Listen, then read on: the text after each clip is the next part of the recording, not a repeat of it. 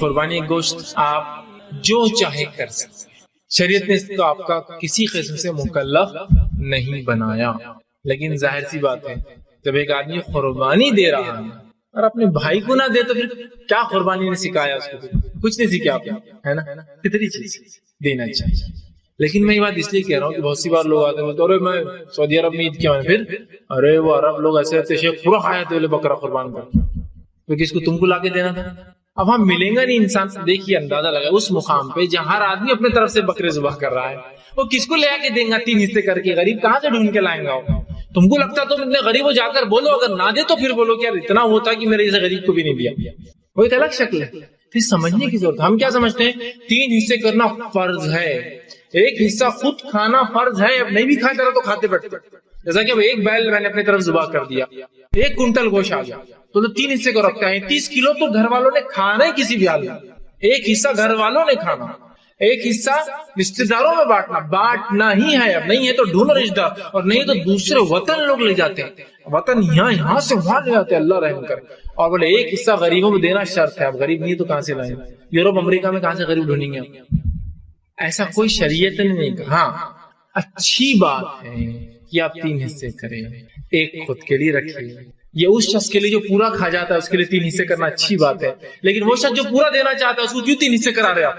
میں اپنی قربانی کر کے پورا بانٹ دینا چاہ رہا ہوں، اب آپ بول رہے ہیں 3 حصے کرو تو مجبوراً مجھے کھانا پڑا نا، اس میں سے میں نہیں کھانا چاہ رہا ہوں، اللہ نے مجھے دے رکھا ہے، سمجھ رہے آپ بات کو؟ اب اصول بن نہیں وہ کھانا پڑتا، بولے نہیں تو بولے وہ قربانی مکروہ ہو جاتی، کیوں؟ بولے تم دوسروں کو بانٹ رہے ہو خود نہیں کھا رہے۔ اب آدمی پریشان کیا کروں، مطلب معاملہ ایسا ہو گیا جہاں شریعت نے کوئی اصول نہیں لگایا ہم نے اصول بنائے، اور جہاں اصول لگا دیے کیا ہوتا نہیں کرے، کیا ہوتا نہیں کرے، اور جہاں نہیں ہے کر لی تو کیا ہوا، کر لی تو کیا ہوا۔ عجیب معاملہ ہے نا امت کا، بتایا جا رہا ہے تو چھوڑ دیتے ہیں، چھوڑنے کا حکم دیا رہا تو بولتے کیا وہ کر لیں۔ ٹھیک ہے، تو بہرحال آپ جو ہے آپ صلی اللہ علیہ وسلم جب پوچھا گیا کہ ہم قربانی گوشت سے کیا تو کہا کلو کھاؤ، ودخرو اور ذخیرہ کرو، وہ تصدق اور صدقہ کرو۔ تو آپ صلی اللہ علیہ وسلم 3 چیزیں بتائے، کھاؤ، ذخیرہ کرو، صدقہ کرو۔ یہاں بھی 3 حصے نہیں بولے، کھاؤ جتنا کھانا چاہو، ذخیرہ کرو جو کرنا چاہو، تصدق جو صدقہ کرنا چاہو، ٹھیک۔ لیکن علماء جو ہے ایک آیت سے سورہ حج کی آیت نمبر 36 کے حصے سے استدلال کرتے ہوئے آیت یہ ہے کہ کلو منہا وَأَطْعِمُوا الْقَائِنِينَ وَالْمُرْتَفِّعِينَ، اللہ مطلب اس کا ترجمہ یہ ہے کہ قربانی کے گوشت سے خود کھاؤ، جو محتاج مانگے ان کو دو اور جو نہ مانگے ان کو بھی دو۔ تو اس سے علماء کہتے 3 حصے کرو، خود کھاؤ ایک حصہ مانگنے والوں کو دو، ایک حصہ جو نہیں مانگتے رشتے دار جو غریب ان کو دو، ٹھیک، لیکن کوئی ضروری نہیں، ٹھیک۔ اسی طرح ایک سوال لوگ بار بار کرتے کیا غیر مسلم کو قربانی کوئی دیا سکتا؟ ہاں دیا جا سکتا، کوئی اس کی ممانعت ثابت نہیں، کہ تو اگر اس سورہ حج کی آیت کو لے لے جس سے علماء کہتے 3 حصے کیے جائے، اس آیت میں کیا ہے؟ کھاؤ، جو مانگے بھی دو جو نہ مانگے بھی دو، اس میں غیر مسلم کو الگ کہاں کیا شریعت؟ اور ایسے بہت سارے واقعات آتے جس کے اندر جو ہے سلف نے جو غیر مسلموں کو حصہ دیا۔ تو میں یہ کہوں گا اگر ایسے کوئی غیر مسلم آپ کے اطراف میں ہیں جو کھاتے ہیں، یہ شرط ضروری ہے، اور آپ کو لگتا ہے یہ دینے سے محبتیں الفتیں بڑھیں گی، ضرور دیجیے۔ ہوتے ہیں نا بہت سے لو کاسٹ لوگ جو ہوتے ہیں وہ کھاتے ہیں بالکل، چونکہ ہندوازم میں کاسٹ سسٹم سے لو کاسٹ بول رہا ہوں، اسلام کے نزدیک کوئی لو اور ہائی کاسٹ نہیں ہوتے، لیکن ان میں ہے چونکہ تو کھاتے ہیں، تو دیجیے ان کو، محبت بڑھ سکتی ہے، الفت بڑھ سکتی ہے، بہت سارے اس سے جو ہے تعلقات بن سکتے ہیں۔ بھائی نے بہت اچھا سوال کیا، جانور میں کیا کھایا جائے اور کیا نہ کھایا جائے، اس لیے کہ میں نے بھی ایک بار اخبار میں پڑھا تھا 9 چیزیں جانور کی کھانا مکروہ ہے، پہلے تو حرام پڑا تھا ایک بار لیکن تو مکروہ ہے 9، اگلے سال آئے تو 7 چیزیں جانور کی کھانا مکروہ ہے، اگلے سال آئے تو شاید 3-4 ہو گئی ہوں گی، اب تک کم ہوتے جا رہی ہے فہرست۔ کیا کیا 9 چیزیں کھانا؟ دیکھیں عجیب، مطلب دیکھیے کوئی چیز کو مکروہ یا حرام قرار دینا میرا اور آپ کا اختیار نہیں ہے، اس میں مکروہ مطلب کراہت آتی، کس کو کراہت آتی ہو؟ آپ کو اور میرے کو، شریعت کو کراہت آتی ہے، اس چیز کو مکروہ کہتے ہیں۔ دیکھیے کپورے کھانا مکروہ ہے، ٹیسٹیز فوتے جو ہوتے جانور، کہاں سے لائی کپورے کھانا مکروہ ہوتے؟ کوئی ٹیکسٹ ہے جو حدیث کا جو بتائی؟ قرآن میں تو نہیں، حدیث کا کوئی ٹیکسٹ صحابہ سے کوئی کراہت ثابت ہے؟ پھر لاتے ہیں کہ بوٹی کھانا مکروہ ہے، بوٹی سمجھتے نا، وہ گوشت کی بوٹی نہیں، وجڑی، جانور کی جو پیٹ کے اندر جہاں کھانا ہضم ہوتا ہے اس کو کہتے ہیں بوٹی کھانا مکروہ ہے۔ کہاں سے بوٹی کھانا مکروہ؟ اچھا بوٹی کھانا مکروہ ہے صرف عید کے لیے، عید کے بعد تو بوٹی 20 روپے کلو بکتی، 30 روپے کلو بکتی، 50 روپے کلو بکتی، فری ملتی ہے کہیں، ہاں بکتی، لیکن شاید علماء کا، ظاہر سی بات ہے یہ وہ لوگ جو حق پر نہیں ہے، علماء حق نہیں ہے، علماء سو ہے، اور خصاب ٹائی اپ کر لیتے عید کے ٹائم پر، تم بول دو مکروہ ہے تو ہم پھینک ڈالیں گے اٹھا کے، صاف کرنے کا جھنجھٹ بہت زیادہ ہوتا ہے نا، عید کے بعد تو حلال ہے، بوٹی کا قیمت لکھی، وہاں نہیں بولتا کوئی آگے فتویٰ لگا کہ بوٹی حرام ہے، مکروہ، ٹھیک. پھر بولے وہ تلی مکروہ ہے، تلی سمجھ، اس لیے کہ بولے وہ پتا تلی اس کے اندر کیا ہوتا، پیشاب وہ ہوتا اور سب غلازت ہوتی. پھر کڈنی گردے مکروہ ہے، کیوں؟ تو پیشاب چھنتا اس میں. اللہ رحم کہاں سے لائے اللہ کو، ان کو معلوم یہ مکروہات. حالانکہ خرید کر جب گوشت لاتے ہیں تو برابر خرید کے لا رہی ہے تمام چیزیں، لیکن 9 چیزیں تو جانور میں یاد رکھیے. سنت سے ایسی کوئی چیز ثابت نہیں ہے جو مکروہ ہو. اب لیکن بیوقوفانہ سوال کوئی نہ کرے، سینگ کھا سکتے کا، چمڑا کھا سکتے کا، بال کھا سکتے کا، کھاؤ کھانا ہے تو ہم کو کیا ہے، کھاؤ کھانا ہے. دانت کھا سکتے کا، ہڈی کھا سکتے، کھاؤ کھانا ہے. سمپل سینس ہے. ورنہ لوگ کیا کرتے، کیونکہ ایک عادت ہو جاتی، مزاج فقہی مزاج ہے بولے ہمارا، فقہی مزاج. اور یہ مزاج کبھی کا بہت ڈینجر رہتا ہے. ایک صاحب مجھے کہنے لگے، کسی نے بولا یہ فلاں صاحب ہے. اچھا بولے آپ کیسے صاحب ہے؟ آپ بولے قرآن حدیث کو مانتے ہیں بولے، اور ہم فقہ کو مانتے ہیں. انشاءاللہ یہ کیا رہتا ہے، فقہ کو مانتے ہیں اور ہم نہیں مانتے کیا؟ نہیں بولے ہم فقہ کو مانتے ہیں. اب چلیے بولے اب قرآن حدیث کو تو چھوڑ دیجیے، میں فقہ کی آپ کو اہمیت بتاتا ہوں. بولے اب آپ بتائیے، بولے آپ کھانا کھا رہے ہیں. اب یہ فقہ بولتے ہوئے سمجھ میں آتا، بلب جل جاتے میرے ذہن کی، کچھ تو بھی لائیں گے سوال جو پریکٹیکلی نہیں رہتا. نوالے وہ کتنے بار چابیں گے؟ اب قرآن حدیث کی ماننے والے بولے آپ ہم فقہ کو ماننے والے، کتنے بار چابیں گے؟ آپ مجھے فقہی سوال کر رہے تھے. میں نے کہا میں فقہی جواب دوں گا انشاءاللہ 32 بار، یا جس کو جتنے دانت ہو اتنے بار فقہی جواب ہے. 32 دانت ہو 32 بار، یا جس کو جتنے دانت ہیں 28 بار، 22 بار، 10 بار. یہ کہاں سے لائے بولے آپ نے؟ میں نے کہا فقہی فقہ. اب میرے کو لگا آپ پوچھ رہے سنت سے تو ایسی کوئی بات ہے ہی نہیں، اب فقہی جواب تو کچھ نہ کچھ دینا ہے آپ کو. تو 32 دانتوں کے اعتبار سے میں نے فقہی جواب دیا. عقل بھی ہوتی 32 بار چاہو یا اس سے جو بھی ہو. نہیں ہونے بولے یہ تو مذاق ہونا. پھر آپ بتا دیں، میرے کو بھی نہیں ہونا، آپ سے پوچھ رہا تھا. بولے پوچھ کی کیا فائدہ. لوگ کہتے تھے قرآن حدیث کی آپ بات کریں نا، فقہ بہت ضروری ہے. ہم کہاں کہتے فقہ ضروری نہیں، ہم کہاں کہتے فقہ ضروری نہیں. میں بتائیے آپ کیلا کیسا کھائیں گے، تربوز کیسا کھائیں گے، خربوز کیسا کھائیں گے؟ جیسا اچھا لگتا میں کہتا ہوں ویسا کھائیں گے بسم اللہ بول کر. شریعت نے بتایا کہ ہم پھوڑ کے کھائیں گے، کاٹ کے کھائیں گے، رگڑ کے کھائیں گے، پیس کچھ بھی کریں گے. شریعت نے جب تک حلال کسی چیز کو قرار دیا اس میں کوئی خبات میں تو کوئی بھی عمل کیا جا سکتا ہے نا. لیکن خالی آپ کو بحران کرنے کے لیے بہت باریک ہے دین بال سے باریک ہے، تلوار سے تیز ہے، ایسا ہے ویسا ہے کر کے وہ بحران کرتا. تو بولے 9 چیزیں مکروہ. سنت سے یہ سب چیزیں ثابت نہیں ہے کوئی بھی چیز. انہوں نے جو خاص بولتے بوٹی، پھر وہ گردہ، پتا، یہ تمام نہیں. باقی تمام چیزیں آپ کو خود عقل ہے. جو چیزیں نہیں کھا سکتے آپ وہ کیوں کوئی کھائیں گا؟ کوئی جانور کے دانت کھائیں گا کیا؟ کوئی بھی. ہڈیاں کھائیں گا کیا اس کے؟ نہیں. پائے کھا سکتا آدمی جڑ، لیکن ہڈیاں کھائیں گا کیا اس کی؟ کوئی بھی نہیں کھاتا. چمڑا کھائیں گا کیا اس کا؟ کوئی بھی نہیں. اس کے کھر کھاتے کہ آپ نکالے نہیں. بولنے کی ضرورت ہی نہیں ہے، تو آپ کو فقہ کی ضرورت ہی نہیں ہے. جہاں مسائل ہے پیچیدہ قرآن حدیث میں واضح ٹیکسٹ نہیں تو آپ کریں گے. تو بہرحال لوگ خامخواہ کرتے ہیں. تو ایسا جانور میں جو بھی حصہ مزید نقصان دہ آپ مت کھائیے، باقی تمام آپ کھا سکتے. یاد رکھیے ایسا کوئی ممانعت ان چیز کی کپوروں کی خاص طور سے وہ نہیں ہے اور اس کی نہیں. اچھا اب یہ جو 9 باتیں لکھتے نا، کبھی ان کو بولنا ایسی مجلس میں بولو یہ 9 باتیں یہ 9 چیزیں کھانا مکروہ ہے، جہاں عرب بیٹھے ہوئے پورے وہاں منہ کھولتا گیا ان کا، وہاں نہیں کھولیں گے منہ. ٹھیک، اس لیے کہ بہت ساری بار تو عربوں کے بعد دستر پہ گوشت نہیں ہوتا، یہ سب چیزیں ہوتی ہیں. بوٹی کا کچھ بنا ہوا رہتا ہے، چھوٹی بڑی انٹسٹائن، چھوٹی انٹسٹائن کا کلیجی بنی ہوئی ہوتی، بھیجا بنا ہوا ہوتا، گردہ بنا ہوا ہوتا، پتا، یہی سب بناتے ہیں وہ لوگ. مرغوب غذا ہوتی ہے قوموں کی، لائے پتہ نہیں کہاں کیسے کچھ بھی لاتے ہیں. تو بہرحال اس چیز کو سمجھ نہیں. بولے گردہ اس لیے کہ اس میں پیشاب چلتا ہے. ابھی کیا میرے جسم کے اندر جو مادے جن کو نکلنے کے بعد آپ پیشاب پیخانہ کہتے ہیں، اندر ہونے سے میری نماز ہوں گی نہیں ہوں گی؟ جب تک اندر ہے. نکلنے کے بعد غلاظت کہلائیں گے نا. نکلنے کے بعد اگر اندر ہے تو پھر تو نماز ہی نہیں ہو رہی ہماری، ہے نا.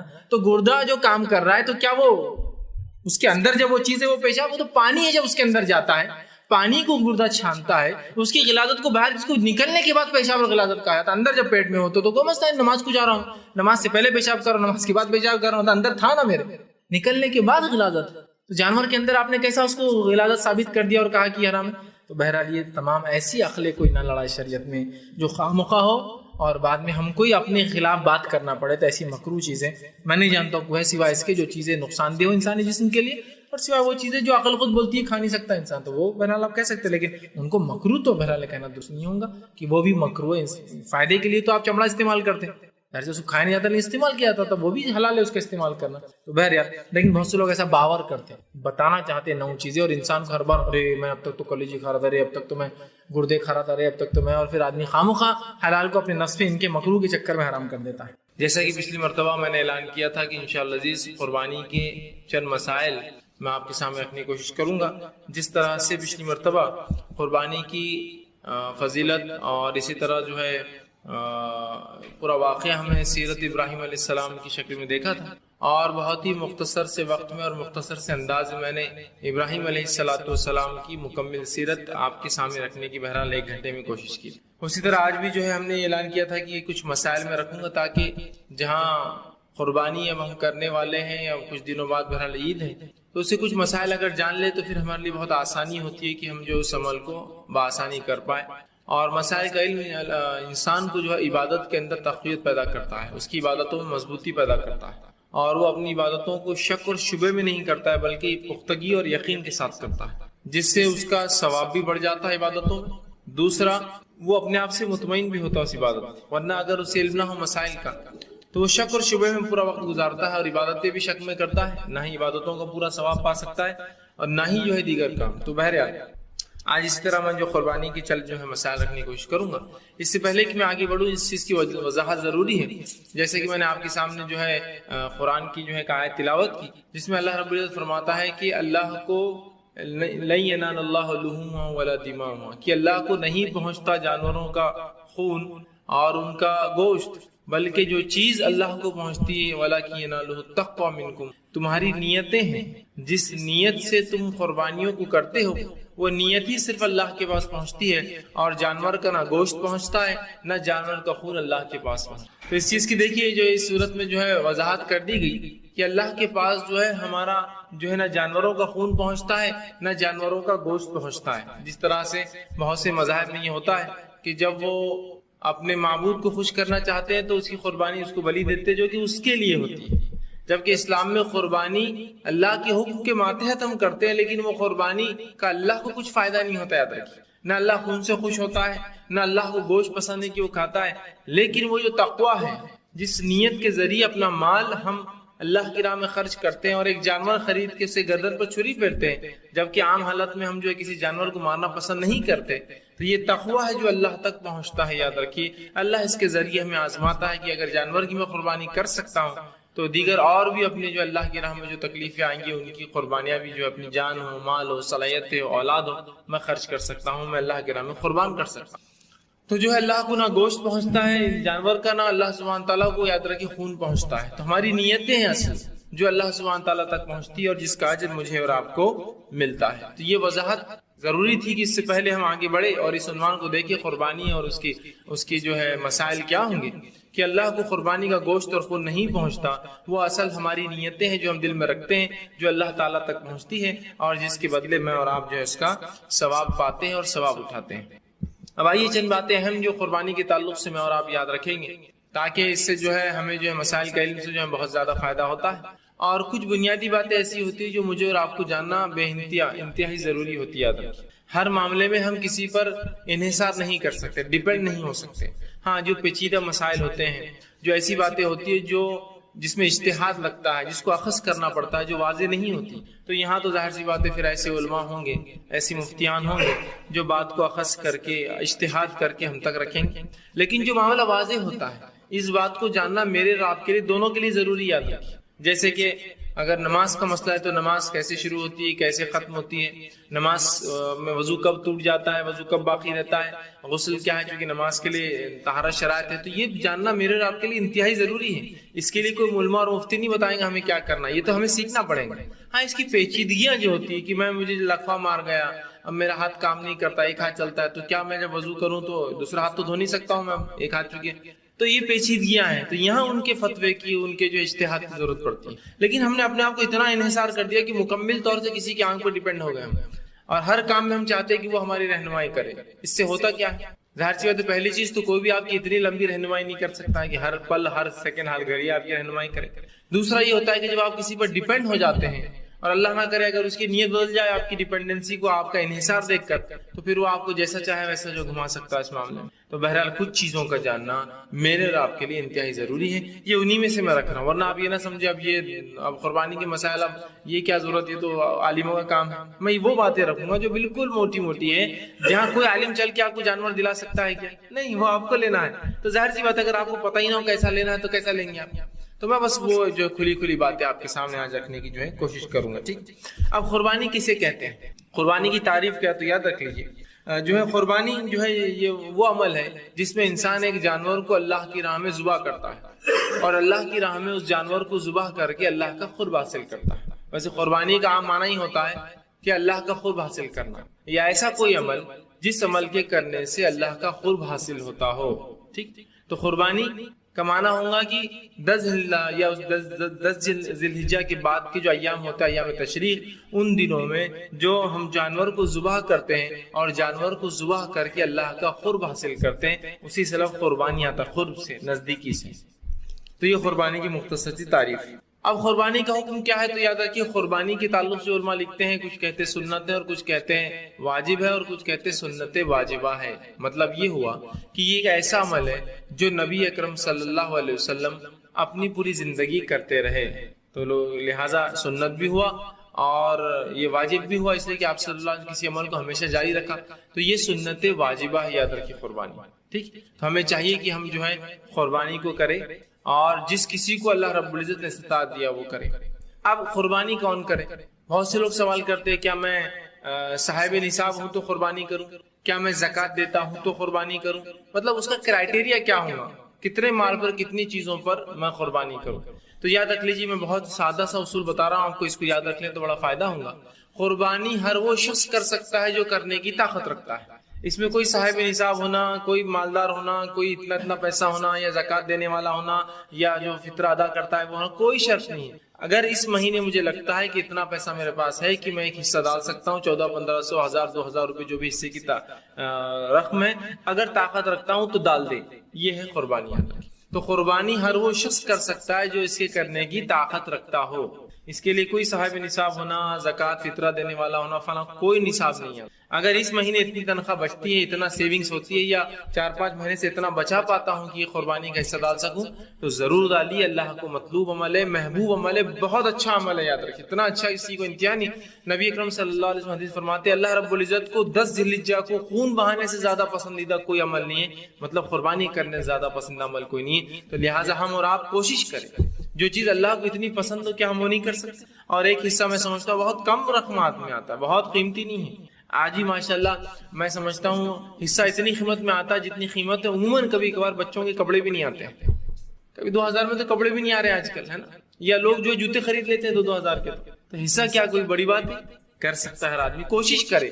دیکھیے خرچ کرنے کا جذبہ ہو تو سب کچھ ہوتا ہے. اگر میں سوچ لوں یار یہ میرے سے نہیں ہو سکتا ہے تو آپ کچھ بھی کر لیں گے تو وہ کام نہیں ہو سکتا. جب آپ نفسیاتی طور سے سوچیں کہ میں کر سکتا ہوں تو آپ کر سکتے ہیں، یاد رکھیں. اور جب سوچ لیں نہیں ہو سکتا ہے اب تو مجھے مانگنا پڑے گا، تو پھر وہ آدمی تو ہاتھ ہی پھیلاتا رہے گا.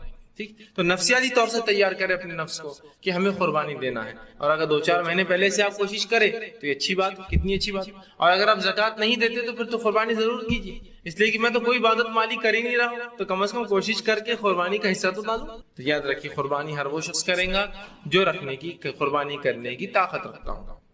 ٹھیک. اسی طرح قربانی کی فضیلت کیا ہے؟ آپ صلی اللہ علیہ وسلم سے سوال ہوا قربانی کی فضیلت کیا ہے، اور یہ ترمذی کی روایت حسن درجے کی حدیث ہے. آپ نے فرمایا 10 ذی الحجہ کو جو خون بہانے سے بڑھ کر ابن آدم اللہ تعالیٰ کے ہاں کوئی بہتر عمل نہیں کرتا. مطلب 10 ذی الحجہ کو عید کے دن خون بہانے سے زیادہ پسندیدہ اور محبوب عمل اللہ کو اور کوئی نہیں ہے. پھر فرمایا اللہ کے رسول نے یہ جانور قیامت کے دن اپنے سینگوں اور کھروں اور بالوں سمیت آئیں گے، اور یہ جانور روز قیامت آئیں گے اپنے سینگوں، کھروں اور بالوں سمیت آئیں گے، اور خون کے زمین پر گرنے سے پہلے اللہ تعالیٰ کے یہاں ایک مقام ہوتا ہے، سو تم قربانی خوش دلی سے کرو. جانور کا خون زمین پر گرنے سے پہلے اللہ کے پاس اس قربانی کرنے والوں کا ایک مقام ہوتا ہے. کیا مقام ہوتا ہے یہ اللہ ہی بہتر جانتا ہے، ایک مقام ہوتا ہے. تو لہٰذا تم خوش دلی سے قربانی کرو. یہ نہ ہو کہ تنگ دست دلی ہو کہ چلو سب کر رہے تو کرنا ہے، مجبوراً میں کر لیتا ہوں، اور دل میں کجی ہے کہ کیوں میں کر رہا ہوں، کیا اس کا وہ ہے. بلکہ خوش دلی سے قربانی کرنے کا رسول اللہ نے حکم دیا، اور یہ جانور ہم کو جو اجر اور ثواب دیں گے روز قیامت. یاد رکھیں. اور اللہ کو یہ بہت زیادہ عمل محبوب ہے. تو ہم میں سے ہر شخص کوشش کرے کہ وہ ضرور جو ہے اگر اللہ نے طاقت دی تو قربانی کرے. ٹھیک. اسی طرح اب قربانی کی جو ہے حکمت کیا ہوں گی اللہ رب العزت کے پاس؟ تو کئی حکمتیں ہو سکتی ہے اسی قربانی. ایک یہ ہو سکتی ہے کہ اللہ چاہتا ہے کہ ہم اللہ کے یہاں مال خرچ کریں. قربانی ظاہر سی بات ہے مال خرچ کرنے کا ذریعہ ہے. دوسرا، جانور کو ذبح کرنا انسان میں ایک جذبہ بھی جگاتا ہے کہ میں جب کسی جانور کا خون اللہ کی راہ میں بہا سکتا ہوں تو اللہ وقت آنے پر تمام تر چیزیں میں تیری راہ میں قربان کر دوں. ٹھیک. یہ ایک جذبہ ہوتا ہے نا، جذبہ جب انسان جانور پہ چھری پھیر رہا ہے، عام حالت میں کسی بھی انسان کا دل کسی جانور کو مارنے کے لیے نہیں ہوتا، یاد رکھیے، ہر آدمی تھوڑا سا بچتا ہی ہے، اور ایک بار سے شکار میں پھر بھی انسان کسی جانور کو مار لے گا، لیکن ذبح کرنا اور تکلیف دہ چیز ہوتی ہے، لیکن وہ ذبح کر رہا ہے، تو یہ ذبح کرنا ایک طرح کی حکمت ہے کہ اس ذبح کرنے سے اللہ ہمیں تعلیم دینا چاہتا ہے، سکھانا چاہتا ہے کہ جیسے جانور کی گردن پہ چھری پھیر رہا ہوں، جس سے ظاہر سی بات اس کی جان چلی جاتی ہے، تو اسی طرح اللہ اب تیرے راستے میں وقت آیا تو اپنا وقت، اپنا مال، اپنی صلاحیتیں، اپنی نفس اور اپنی تمام تر چیزوں کی میں قربانی دینے کے لیے اللہ میں راضی ہوں۔ تو یہ قربانی کئی طرح کے سبق مسلمانوں کو سکھاتی ہے، تو ہم قربانی کا اصل مقصد لے یاد رکھیں، نہ کہ رسمی طور سے اس کو کرے، بلکہ قربانی کا مقصد یہی ہے کہ ہم اللہ کی راہ میں سب کچھ قربان کرنے والے بن جائیں، جس طرح سے جب یہ قربانی کی شروعات ہوئی، اس نبی نے جہاں سے یہ شروعات تھی اس نے اپنا سب کچھ اللہ کی راہ میں قربان کر دیا۔ ابراہیم علیہ السلام اپنی جوانی، اپنا وقت، اپنا گھر، اپنے باپ کا گھر، اپنا وطن، اپنا ملک، اپنا شہر، اپنی بیوی، اپنا بچہ، اور جب بچہ بڑا ہو تو اس کو قربان کرنے کا حکم آیا، اس کے لیے بھی تیار ہے، سب کچھ قربان کر دیا اس نبی نے۔ تو بس وہی یاد ہم تازہ کریں کہ اللہ جس طرح سے ہم جانور کی گردن پہ چھری پھیریں، سب کچھ تیری راہ میں قربان کرنے کے لیے ہم تیار ہیں۔ اگر یہ جذبہ ہو جائے تو دیکھیے ہر سال بقرعید ہم میں کچھ نہ کچھ تبدیلی لائیں گے، یاد رکھیں، ورنہ بقرعید تو کہیں آ کر جا رہی ہے زندگی میں، کوئی تبدیلی آئی ہمارے نفس میں آج تک؟ کوئی تبدیلی نہیں آئی ہے نا۔ یہاں جانور کے گردن پہ چھری پھیر رہے ہیں، قربانی کا جذبہ یہ جگانا چاہ رہی ہے، اور وہاں جھگڑا ہو رہا ہے کہ بازو والے جانور نے میرے جانور کا چارہ کھا لیا۔ اتنی بھی قربانی کا جذبہ نہیں کہ 10 روپے کا چارہ کسی جانور نے کھا لیا تو جانے دو۔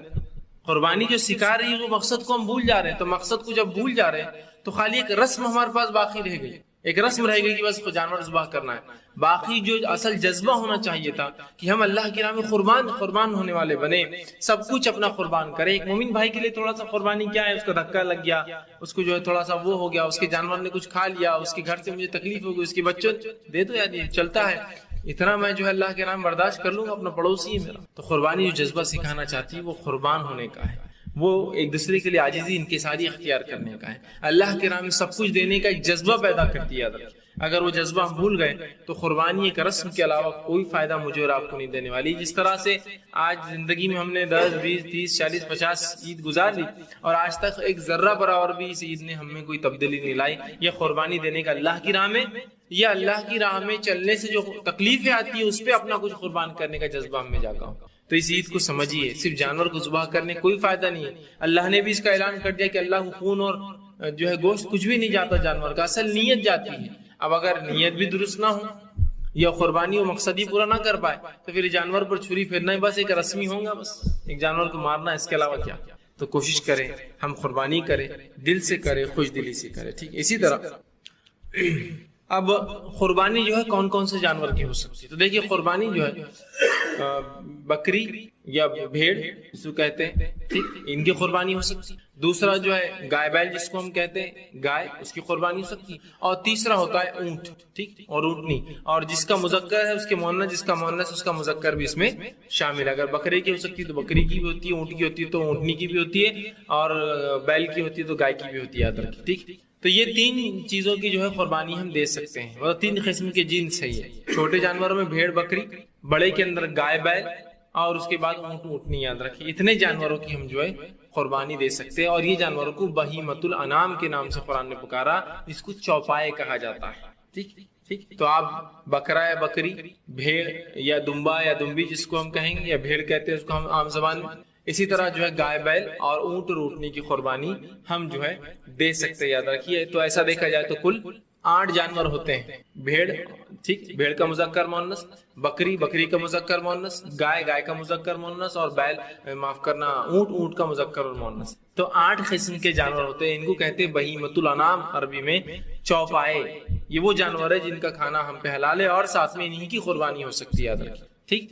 تو یہ 4 جانوروں کی قربانی ہو سکتی ہے۔ اب اس کے لیے کیا چیز ہے جو ہم دیکھیں جانور کو خریدنے سے پہلے کہ وہ ان شرائط پہ اترے کہ ہم اس کی قربانی کر سکتے ہو؟ تو پہلی چیز یاد رکھیے، آپ صلی اللہ علیہ وسلم نے فرمایا لا تذبحوا الا مسنّا، مت ذبح کرو مگر دانت والا۔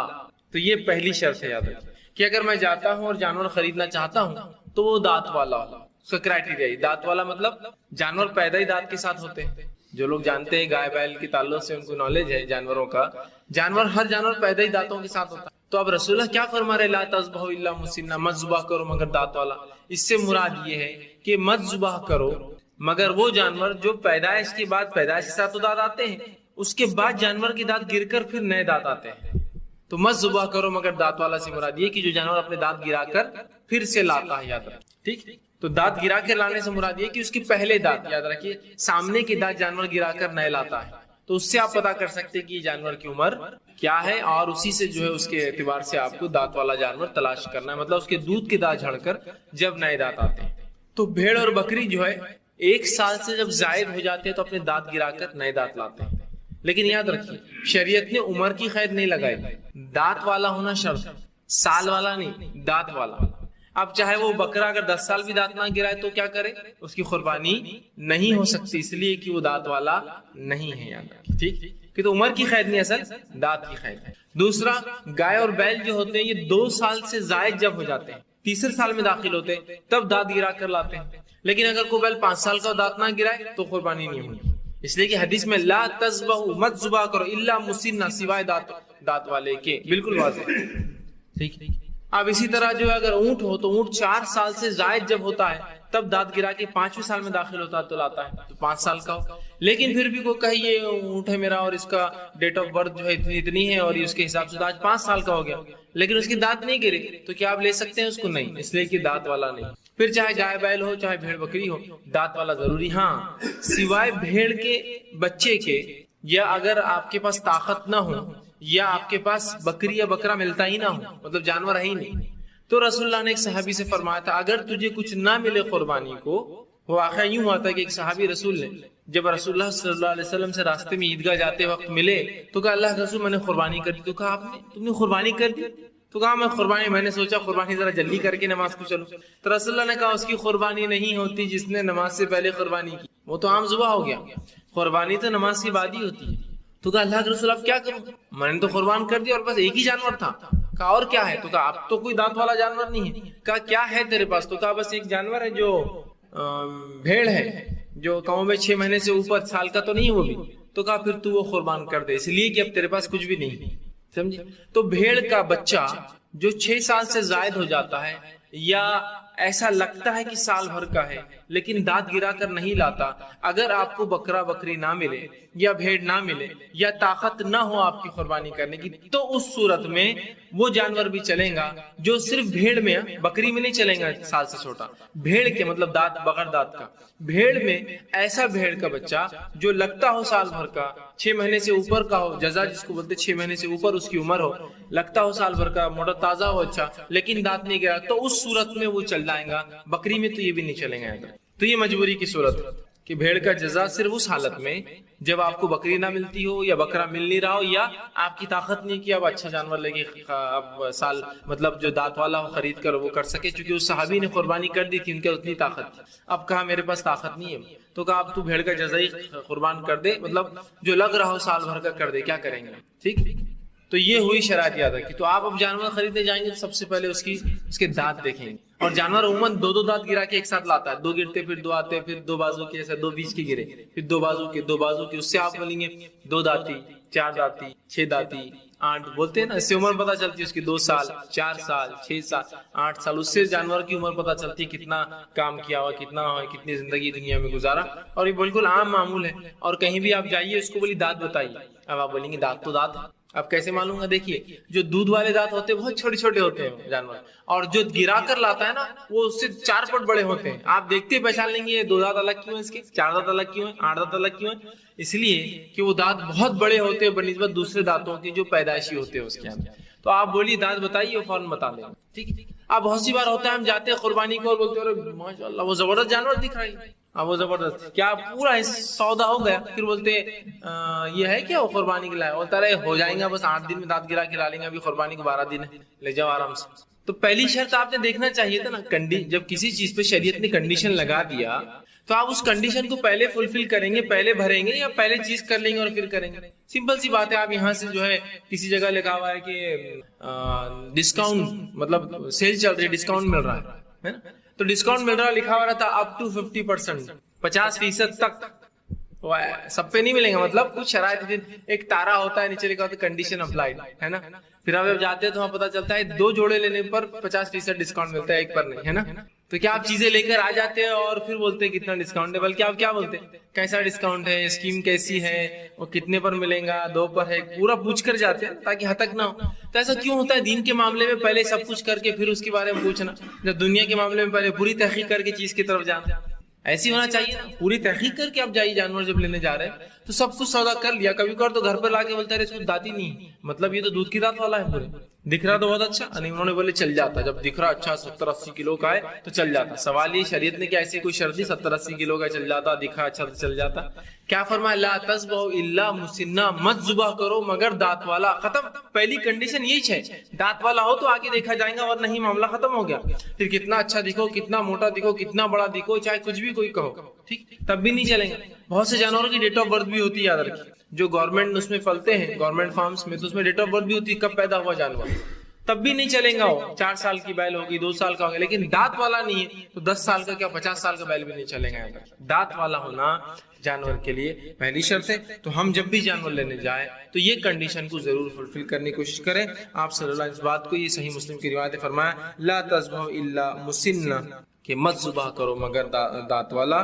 لیکن اگر تمہیں نہ مل سکے جانور دانت والا یا استطاعت نہ ہو تو تب تم ذبح کر دو، جزا، ٹھیک، بھیڑ کے اندر کا جزا، مطلب ایسا بچہ جو 6 مہینے سے اوپر ہو، سال بھر کا دکھتا ہو، اچھا خاصا ہٹا کٹا ہو، لیکن دانت نہیں گرے ہو، تو اس صورت میں ذبح کرنا ہے۔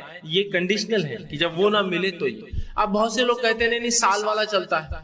اب سوال یہ، کیا بیل میں بھی سال والا چلتا ہے، اونٹ میں بھی سال والا چلتا ہے؟ آپ بولیں گے نہیں۔ پھر سوال یہ، پھر خالی بکرے میں سال والا چلتا ہے، کہاں دلیل ہے؟ یہ حدیث جو ہے یہ مسنہ ہے، سین کے زیر کے ساتھ ہے کہ مت ذبح کرو سال والا۔ کچھ لوگ اس کو مسنہ پڑھتے ہیں، زبر کے ساتھ پڑھتے ہیں، اس کا معنی ہوتا ہے جو ہے، معاف کرنا، زیر سے معنی ہوتا ہے دانت والا، اور زبر سے معنی مسنہ معنی ہوتا ہے سال والا۔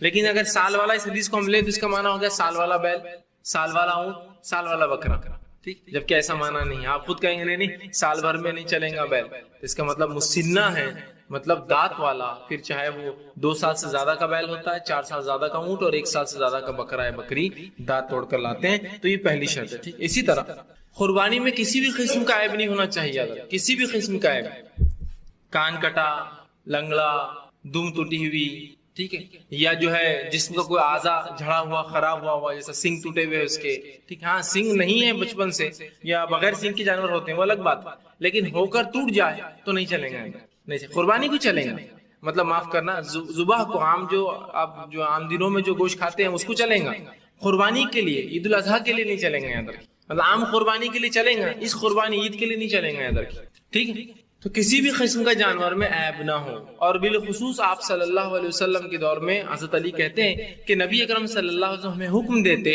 کہ جانور کی آنکھ دیکھے، کان دیکھے، اچھے سے چیک کرے، اس کی چال دیکھے، لنگڑا انگڑا تو نہیں، اس میں کوئی نقص تو نہیں، ٹھیک۔ اور یہ دیکھنا بہت آسان ہے، کوئی مشکل ہے؟ آپ جانور لینے کے پہلے بتائیے سال والا ہے کیا، معاف کرنا دانت والا ہے کیا، وہ بتا دیں گا اٹھا کر کے، دیکھیے دانت اس کے اتنے ہیں، فلاں ہیں، ایسا اتنے، اور آپ کو انداز ہو جائیں کتنے سال کا ہے، یا کم از کم 2 سال سے اوپر کا ہے دانت والا، ٹھیک ہے، بیل ہے تو، اور بکرا ہے بکری ہے تو ظاہر سے 1 سال سے اوپر کا دانت والا آپ نے دیکھا، چلیے ایک کرائٹیریا تو ماشاءاللہ ہوگا۔ اب اس کے بعد آپ ادھر دیکھ لیجیے، اسے گردن پٹا کے، بکری بیل ہے تو آپ خود چل کے آزوز دیکھ لیجیے کان سلامت ہے کہ، آسانی سے دیکھ سکتے ہیں اگلا پچھلا ہوگا۔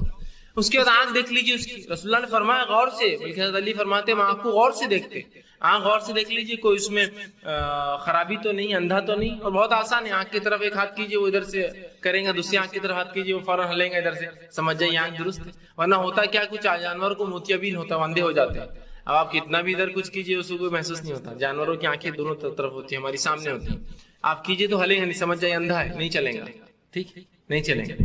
یہ آپ کو آزمانا ہے کہ ادھر سے ہاتھ کیا، فوراً ڈر جاتا ہے، آنکھ بند کرتا ہے، ادھر سے کیا ماشاءاللہ آنکھ بھی اس کی اچھی، ٹھیک۔ اب آپ تھوڑا سا جانور کو ادھر سے دھکا دیجیے تو ادھر کی طرف بھاگتا ہے، ادھر دیجیے ادھر، تو آپ کو اسی کھڑے رہنے کی پوزیشن میں سمجھ میں آ جائے گا، چال بھی اچھی ہے اس کی، چلتا ہے، پیر برابر ہے۔ ورنہ جانور کا پورا سودا کر لیا، جب تک دیکھے نہیں آپ نے کہ 3 ٹانگ پہ کھڑا ہوا تھا، جب لے کے چل رہے تو وہ 3 ہی ٹانگ پہ چل رہا ہے، ارے یہ کیا مسئلہ ہے، ایک ٹانگ، ارے وہ ہو گیا، ٹوٹ گئی تھی، یہ ہو گئی، بچپن میں ہوا تھا، چلتے رہتا ہوتا ہے، اب آپ کو پیسے تھوڑی واپس دینے والا، تو یہ آپ کا کام ہے نا، آپ لا لیں گے پھر پریشان ہوں گے۔ اور حدیث میں بالخصوص آتا ہے 4 چیزوں کے تعلق سے آپ سے فرمایا، صحیح مسلم کی روایت ہے کہ غور کیا کرو، اور فرمایا 4 جانور کی قربانی جائز نہیں ہے، مطلب 4 چیزیں غور سے دیکھو ورنہ ان کی قربانی جائز نہیں۔ پہلا فرمایا واضح طور پر آنکھ کا کانا، ٹھیک ہے، یہ آنکھ اندھا ہے، کچھ نہ کچھ خرابی ہے۔ دوسرا فرمایا واضح بیمار، انٹرنل کوئی ڈیزیز ہوں گا الگ بات ہے، اندرونی ظاہر بیمار دکھ رہا ہے کہ بالکل لائق نہیں ہے کسی قربانی، واضح بیمار۔ لنگڑا، جس کا لنگڑا پن نمایاں ہو، یہ الگ بات ہے کہ اس کی ہڈی ٹوٹی ہوگی زندگی میں کبھی لیکن ابھی دکھتی نہیں، لنگڑا جس کا لنگڑا پن نمایاں ہو، تب چلا کے آپ دیکھ لیجیے۔ اور فرمایا ہو اور کمزور جس میں چربی نہ ہو، ایسا جانور بھی قربانی کو نہیں چلتا، بالکل اس کی صرف ہڈیاں اور تھوڑا سا گوشت دکھتا ہے، کوئی چربی نہیں، کوئی فروا پن نہیں اس کے اندر، ایسا جانور بھی یاد رکھیے اللہ کی راہ میں نہیں چلیں گا۔ اور جانور کا جو ہے صحت کا اندازہ آپ لگا سکتے ہیں، اس کے جو ہے کمر کے پاس، اس کے پیٹ اور کمر کے بیچ میں ایک ہڈی ہوتی ہے، وہاں کی آپ جلد سے اندازہ لگا سکتے ہیں کتنا صحت مند جانور، وہ جتنی باہر ہوں گی مطلب اتنا صحت مند، عموماً وہ باہر نہیں ہوتی ہے، اور جتنی اندر ہے مطلب اتنا کمزور جانور ہے، ہو سکتا ہے پیٹ بڑا ہوگا لیکن اس کی وہ اندر ہوتا ہے، اس سے آپ کو اندازہ ہو سکتا ہے چربی والا جانور ہے، ہٹا کٹا جانور ہے، مضبوط جانور۔ تو فرمایا یہ جانور نہیں چلیں گے، ٹھیک۔ اسی طرح دوسری بات میں آتا کان دیکھ لیا کرو، اس لیے کان کٹا جانور بھی نہیں چلتا، ٹھیک۔ اب بہت سے لوگ کان میں ڈیزائنر بنے ہوتے جانور کے، خرید کے لا لیتے ہیں، بولتے وہ تو ایسی بچپن میں پہچان کے لیے بنائے تھے، ٹھیک ہے، آپ اس کو عام دنوں میں قربانی کرو، ذبح کرو، لیکن قربانی عید پر نہیں چلتا ایسا جانور۔ کان میں سوراخ ہے، کان میں بالی ڈالی ہوئی ہے، کان پہ ڈیزائن ہے نا، نوک بنا دیتے ہیں، پتوں کا ڈیزائن بیچ میں سے کٹا ہوا، دیکھیے جانور کا کان ایسے بنے ہوئے، یہ کوئی بھی جانور قربانی کو نہیں چلتا ہے، عام ذبح کو چلتا ہے، قربانی نہیں ہوتی ہے۔ کان کٹا، دم اس کی ٹوٹی ہوئی، سنگ اس کا ٹوٹا ہوا ہے، آنکھ اس کی خراب ہے، یا کوئی بھی ایسا نقص جو بالکل ظاہر، اتنا بیمار کی بیماری سے اٹھ بھی نہیں سکتا ہے، چربی اس میں ختم ہو چکی ہے، مطلب بالکل، کیوں تو ایسے جانور سستے ملتے ہیں نا، اللہ کو پسند نہیں ایسی قربانی۔ 4 جانور کی قربانی رسول اللہ میں جائز ہی نہیں ہے، تو ہمیں چاہیے کہ سب دیکھ لیں۔ ہاں، کان کے اندر صرف ایک بات آپ یاد رکھیں کہ کچھ جانوروں کے کان میں ٹیگ ڈالے جاتے ہیں، ہمارے شہروں میں بہرحال اورنگ آباد میں یا اس کے اطراف میں یہ چیز نہیں ملتی ہے، لیکن آپ ممبئی جائیں گے یا ایسے شہروں میں جائیں گے جو میٹروز ہے، تو میٹروز میں جانور گورنمنٹ کے جو ہے اجازت کے بغیر اندر داخل نہیں ہوتے، تو جب وہ اندر آتے ہیں تو ان کو ٹیگ ڈالتے ہیں کان کے اندر، پیلے کلر کے بلے، پلاسٹک کے یا کبھی لوہے کے بلے ہوتے ہیں، عام طور سے آج کل پلاسٹک کے ڈالتے ہیں کہ لوہا یہ سب مہنگا ہے، پلاسٹک کا بلہ ہوتا ہے، تو وہ ٹیگ ہوتا ہے، اس کو مشین کے ذریعے جو ایک اسٹیپلر ہوتا ہے اس سے مار دیا جاتا ہے ان کے کان، جس سے ان کے کان میں ایک چھوٹا سوراخ ہو جاتا ہے، ٹھیک، تو وہ سوراخ چلے گا، اس لیے کہ وہ مجبوری ہے، اس کے بغیر جانور آتے ہی نہیں۔ یا جس فارم ہاؤس میں جانور پلتے ہیں تو ان فارم ہاؤس میں جانور کی شناخت کے لیے بھی ٹیگ لگائے جاتے ہیں ان کے کانوں پر بلے، اس لیے کہ اور کوئی جسم کا ایسا اعضا نہیں جس پہ وہ ٹیگ لگایا جا سکے، تو ان کے کانوں پہ بچپن میں لگا دیے جاتے ہیں، جس کے ساتھ ہی وہ پلتے اور بڑھتے ہیں۔ اب جب بکنے مارکیٹ میں آتے ہیں تو کان میں ایک سوراخ ہوتا ہے، تو اگر وہ سوراخ اس ٹیگ کا ہے کہ تو اب ویسے جانور اورنگ آباد میں بھی بہرحال دھیرے دھیرے آ رہے ہیں، اور صرف ملکی نہیں، بیرون ملک سے بھی جانور آج کل آ رہے ہیں، دوسرے ممالک بھی اب جانور بنا کر بھیجتے ہیں قربانی کے لیے، دوسرے ممالک میں جہاں مسلمانوں کی تعداد کم ہے، قربانی نہیں ہوتی، وہ ہندوستان بھیجتے ہیں، تو تب ایسے جانور آتے ہیں فارم سے جن کے کانوں پر ٹیگ ہوتے ہیں، تو اگر کسی جانور کے کان پر ٹیگ ہے جس کی وجہ سے سوراخ ہے تو یہ تو جائز ہے، کوئی مسئلہ نہیں، اس لیے کہ یہ مجبوری ہے، لیکن اس کے علاوہ وہ بالی ڈالی ہوئی، چھلے ڈالے ہوئے ہے اور وہ نکال کر آپ کو دے رہا ہے تو مت لیجیے، اس لیے کہ ڈالنے کی نیت کسی نہ کسی بت یا معبود کو خوش کرنا ہی ہوگا، یاد رکھیے۔ جانوروں کے کانوں کو کترنا اور ان کے کانوں میں بلے ڈالنا یا اسی طرح جو ہے بالیاں ڈالنا، یہ کسی معبود کے نام پر چھوڑنے کے لیے لوگ کرتے ہیں، نظر کے لیے، جیسا آپ دیکھیے مندروں کے پاس یہ گائے بیل،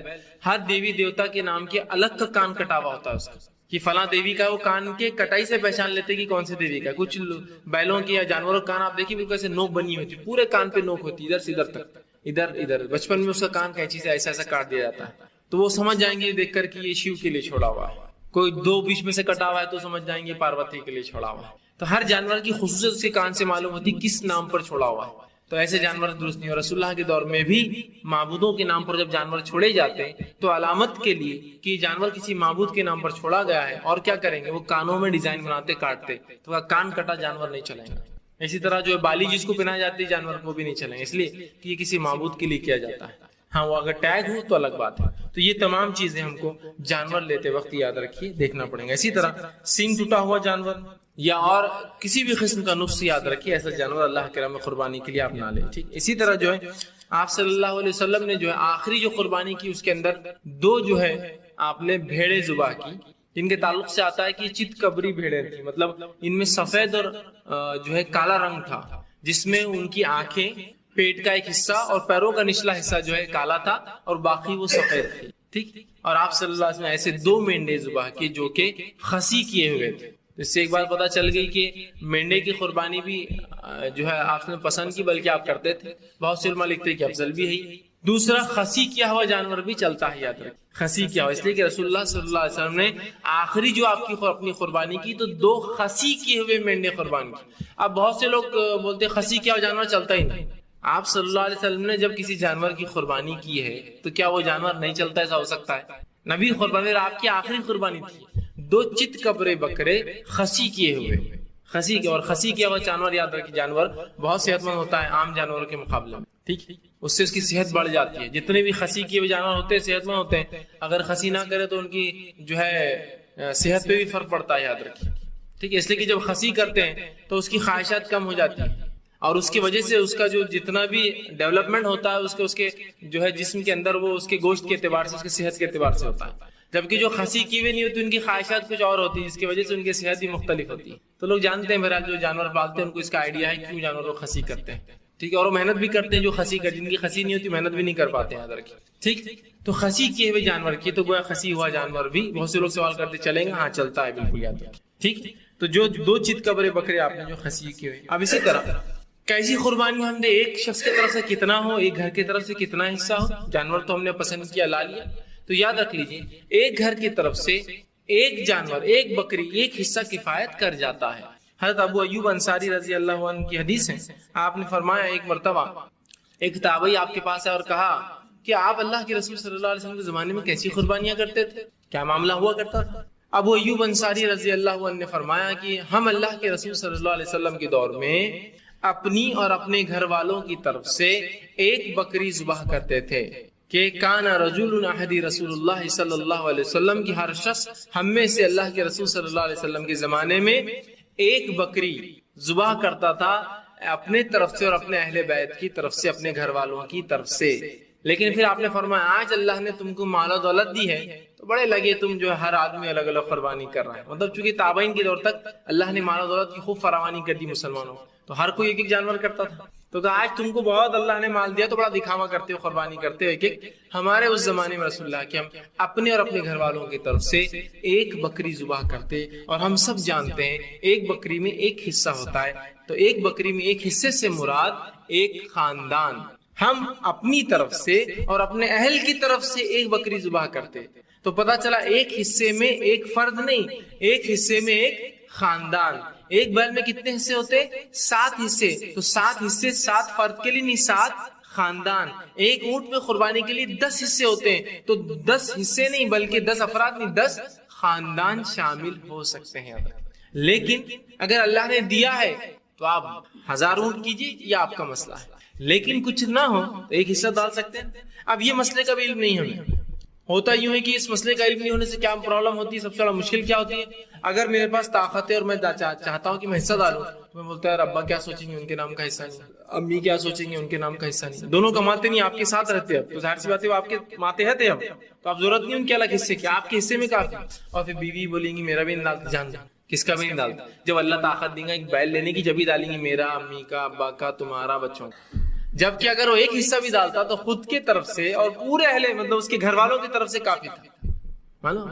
تو یہ مسئلے کا علمیت. ہاں اللہ نے جس کو دیا ہے تو میں اس کو یہ نہیں کہہ رہا ہوں کنجوسی کرو بس ایک حصہ ڈال دو, کافی دیا ہے تو کیجیے نا. آپ صلی اللہ علیہ وسلم نے آخری مرتبہ جو قربانی کی اپنے اور اپنے اہل و عیال کی طرف سے ایک بھیڑ ذبح کی. ہم سب جانتے ہیں نبی اکرم صلی اللہ علیہ وسلم کی حیات میں آپ خود ایک اور آپ کی بیویاں 9 تھی, تو ہوئے 10 لوگوں نے مل کر کتنے میں ڈالا, ایک بھیڑ کے اندر. تو پتا چلا کیوں تو آپ کا خاندان تھا نا وہ پورا, تو آپ شوہر تھے اور آپ کی بیویاں تھی, سب کی طرف سے ایک حصہ کافی ہے. تو اسی لیے میں نے کہا ایک خاندان کی طرف سے ایک حصہ. اسی طرح آپ صلی اللہ علیہ وسلم نے ایک مرتبہ اپنے اور اپنے اہل و عیال کی طرف سے ایک بیل بھی ذبح کیا, روایت میں آتا, مطلب 7 حصے ڈالے. طاقت ہے تو 7 ڈالے, طاقت نہیں تھی تو ایک بھی ڈالا. اسی طرح ایک مرتبہ آتا ہے آپ صلی اللہ علیہ وسلم نے اپنے اور اپنے اہل بیت اپنے گھر والوں کی طرف سے 100 اونٹ ذبح کیے, 60 آپ نے کی اور 40 علی کو کہا تم ذبح کر دو, میں تھک گیا ذبح کرنے سے. 1000 حصے ڈالے. سمجھ گیا بات کو, میرے میں طاقت ہے 1000 اونٹ ذبح کی, طاقت نہیں ہے ایک بکری کی, اور یہ پورے گھر والوں کی طرف سے کفایت کر جاتی ہے. تو ایک حصہ میری طرف سے میرے بیوی بچوں کی طرف سے کافی ہے، یا ایک حصہ میری طرف سے اور میرے ماتحت جو لوگ میرے گھر میں رہتے ہیں میری کمائی کے ذریعے، مثال طور میرے والد ہیں، والدہ ہے، فلاں ہے، وہ سب بھی اس میں شامل ہیں. اسی طرح اگر ایک باپ ڈال دے تو وہ باپ اور باپ اس کی بیوی اور اس کے بچے اور وہ بچے جو کماتے نہیں وہ سب تمام اسے لڑکے لڑکیاں شامل ہو جائیں گے. لیکن اگر کوئی آدمی کماتا ہے تو میں کہوں گا پھر وہ اپنا حصہ ڈالے. اللہ نے دیا ہے طاقت تو سب ڈالے، طاقت نہیں ہے تو ایک بھی کافی ہو جاتا ہے. طاقت ہے تو ہر شخص ایک ڈالے، ہر شخص کو طاقت اللہ نے دیا تو ایک ایک بیل ڈالے، اور طاقت دیا تو ایک ایک اونٹ اپنے، اور طاقت دیا 10 بیل کاٹے اپنے طرف سے. لیکن کچھ نہ ہو تو ایک حصہ ضرور ڈالے. یہ بات اس لیے کہہ رہا ہوں کہ یہ ایک حصے کا علم نہیں ہونے سے سمجھ، ایک حصہ بولے تو ایک آدمی، ایک حصہ بولے تو ایک خاندان، لیکن اس سے زائد بھی اللہ نے تو 10 ڈالیے، 50 ڈالی، 1000 ڈالی، شریعت اس سے آپ کو مجھے منع نہیں کرتی. دوسری بات پتہ چلی کہ ایک بکری میں ایک حصہ ہوتا ہے ایک خاندان، ایک گائے یا بیل کے اندر 7 حصے ہوتے ہیں، یاد رکھیں مطلب 7 خاندان، اور اسی طرح جو ہے ایک اونٹ میں 10 حصے ہوتے ہیں مطلب 10 خاندان. ایک سوال اور اہم یہ لوگ پوچھتے ہیں کیا میت کی طرف سے قربانی چلیں گی؟ اور ہمارے جانوروں میں تو عموماً 6 حصے ہوتے ہیں نا، اونٹ رہا تو 9 حصے، بیل رہا تو 6 حصے، جبکہ حدیث میں بیل میں 7 اور اونٹ کے اندر 10. ہمارے پاس نہیں ہوتا ہے، ہوتا ہے کیا نہیں؟ اس لیے کہ ایک حصہ پہلے سے فکس رہتا اللہ کے رسول کا، تو وہ تو چھوڑی دو، اب 6 باقی. ٹھیک ہے، تو یاد رکھیے میت کی طرف سے قربانی نہیں ہوتی، یاد رکھیے، سوائے اس کے کہ مرنے والا وصیت کر جائے کہ میری قربانی کرو. ٹھیک ہے، اب بتائیے کہ اللہ کے رسول صلی اللہ علیہ وسلم نے کبھی امت سے وصیت کی کہ میری قربانی کرو؟ بتائیے، ہے کسی کو ایسی کوئی روایت؟ ہاں آپ نے کی تھی، میرے امت کے لوگوں میرے نام سے کوئی حصہ ڈالا کرو. ٹھیک. دوسرا، آپ صلی اللہ علیہ وسلم نے تو امت کے وہ افراد جو قربانی نہیں کر سکیں گے ان کے نام سے قربانی کر دیا. آپ نے آخری وقت جو 2 بکرے دو بھیڑ ذبح کی تو آپ نے فرمایا ایک میری طرف سے میرے اہل کی طرف، دوسرا میری امت کے ان لوگوں کی طرف سے جو قیامت تک قربانی کرنے کی طاقت نہیں رکھیں. تو دیکھیے آپ سب کتنے شفیق تھے اس امت پر، آپ نے امت سے کبھی مانگا نہیں، امت کو دیا. ٹھیک، تو لہٰذا رسول اللہ صلی اللہ علیہ وسلم نے حصہ ڈالنے کی کوئی ضرورت نہیں ہے، اور اللہ کے رسول نے کبھی ہمیں وصیت نہیں کی. اگر کر جاتے تو مجھے بتائیے سب سے پہلے کون رسول اللہ کا حصہ ڈالتا؟ صحابہ. خلفاء راشدین میں سے کسی نے کبھی اللہ کے رسولوں کو حصہ رکھا کہ بتائی جانور میں؟ روایت میں آیا کہ نہیں یہ جانور میں صرف 9 حصے، ایک اللہ کے رسول کا اس میں 6. بتائیے کوئی ایسی روایت آپ کو پتا ہے؟ وہ ہم سے زیادہ محبت کرتے ہیں. ہاں نہیں، حضرت علی کی تو آتی ہے نا، یاد رکھیے حضرت علی کے تعلق سے روایت ہے تمام کی تمام ضعیف ہے، لیکن اگر کوئی مان بھی لے ٹھیک نہیں حضرت علی تو کرتے تھے رسول اللہ کے تعلق سے، ضعیف ہی سے ہی روایت. تو مجھے یہ بتائیے علی بن ابی طالب رضی اللہ عنہ کے علاوہ کسی صحابی نے کیوں نہیں کیا؟ اس لیے کہ حدیث میں الفاظ ہے جو ضعیف روایت ہے، اے علی میری قربانی تم کرتے رہنا. تو اسی لیے میں نے کہا میت کی طرف سے قربانی جائز ہے جو وصیت کر کے جائے، بغیر وصیت والا نہیں، وصیت والا. اب ابوبکر صدیق رضی اللہ عنہ رسول اللہ کے سسر ہیں، کیا آپ نے کبھی قربانی کی؟ ہاں علی کر رہے ہیں، اگر وہ روایت کو لے بھی لیا جائے، صحیح مان بھی لیا جائے، تو سوال یہ کیا ابوبکر صدیق نے کیا؟ جبکہ آپ کے دوست ہے، بچپن کے ساتھی ہے، پوری زندگی ساتھ ایمان ساتھ لائے ہیں، رسول اللہ پر وحی اتری، آپ گھر پہنچے بتایا، اور پھر اس کے بعد دوسرے آدمی یہی تھے، پورے وقت آپ کے ساتھ رہے، ہر جنگ آپ کے ساتھ کی، ہجرت آپ کے ساتھ کی، کیا کیا نہیں کیا؟ آپ نے کبھی کیا؟ سسر بھی ہے. دوسرا عمر ابن خطاب، یہ بھی سسر ہے، کیا انہوں نے کبھی قربانی کی رسول اللہ کے نام کی؟ نہیں. عثمان ابن عفان 2 بار داماد بنے، کیا قربانی کی اپنے سسر کے نام سے؟ نہیں. تو ظاہر سی بات ہے یہ خاص عمل تھا جو علی بن ابی طالب رضی اللہ عنہ نے کیا، اور وہ بھی رسول اللہ کی وصیت. اس لیے میں نے کہا جو میت وصیت کر جائے اس کا حصہ ڈال سکتے، جو وصیت نہ کرے اس کا ضرورت نہیں ہے. ورنہ اگر ہم ایسا کریں گے تو پھر زندوں کے حصے ختم ہو جائیں گے، میت کی کرنا پڑیں گے. آدم علیہ السلام ہے، نوح علیہ آدم نہ ہوتے تو ہم کہاں ہوتے؟ وجود میں کہاں آتے؟ انسانیت نہیں ہوتی. اور پھر دیگر انبیاء علیہ السلام، اور اس کے بعد پھر کیا کیا نہیں، صحابہ ہے، تابعین، اب ایک فہرست لگ جائیں گے نا پھر. اس لیے کہ بہت سے لوگ اپنے میت کی بھی کرتے، دادا پردادا. سوال یہ پھر اس کے اوپر آپ جائیں گے کتنوں کی کریں گے؟ اصل شریعت زندوں کے لیے، مردوں کے لیے نہیں آتا. شریعت زندوں کے لیے آئی ہے، مردوں کے لیے ہے کوئی احکام اس کے اندر کہ مرے بعد ایسے مرو، ایسے اٹھو؟ وہ تو گیا، ختم ہو گیا وہ معاملہ. اللہ کے آدمی کیسے مرے گا، کیسے اٹھائے؟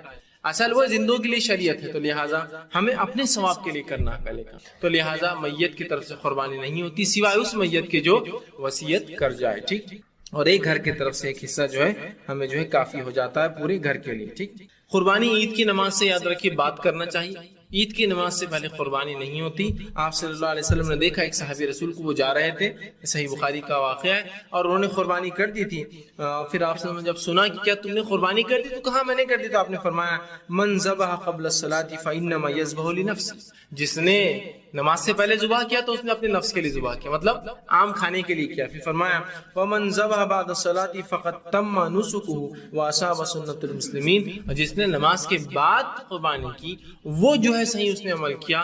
آج میں انشاءاللہ عزیز بہت ہی مختصر سے انداز میں آپ تمام کے سامنے حج کا طریقہ رکھنے کی کوشش کروں گا۔ عمرے کا طریقہ میں آلریڈی رکھ چکا ہوں، تو لہٰذا یہ جو طریقہ میں بتاؤں گا بہت مختصر ہوں گا، اس میں ڈیٹیلنگ نہیں ہوں گی۔